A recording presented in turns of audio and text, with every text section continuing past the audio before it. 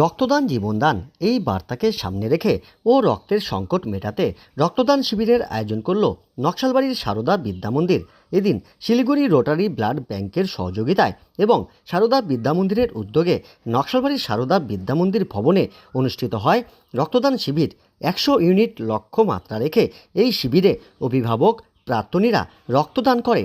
বিদ্যালয়ের রক্তদান শিবিরের পার্শ্ববর্তী এলাকার মহিলা পুরুষসহ যুবকরাও রক্তদান করে বলে জানান প্রধান শিক্ষক।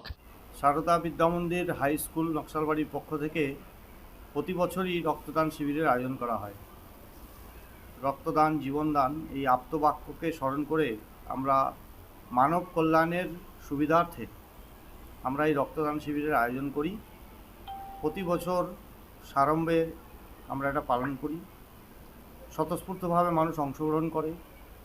আমাদের বিদ্যালয় পরিবারের অভিভাবক, মাতৃমণ্ডলী, আমাদের প্রাক্তন বিদ্যার্থী, নকশালবাড়ির বিশিষ্টজন, শুভনোদ্যায়ীবর্গ সকলের মিলিত প্রয়াসে এই শিবিরকে আমরা সুন্দরভাবে সার্থক করে তুলতে পারি।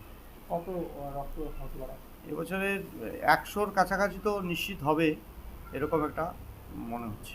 কোথায় পাঠানো হবে? Rotary blood bank, Siliguri. এবছর কি মানে প্রত্যেক বছর কি ধরনের রক্তদান শিবির হয় আপনাদের? হ্যাঁ, প্রতি বছরই রক্তদান শিবির আমরা এরকম আয়োজন করি। এটা একটা সেবামূলক ভাবনা নিয়ে আমরা সবসময় এরকম করি।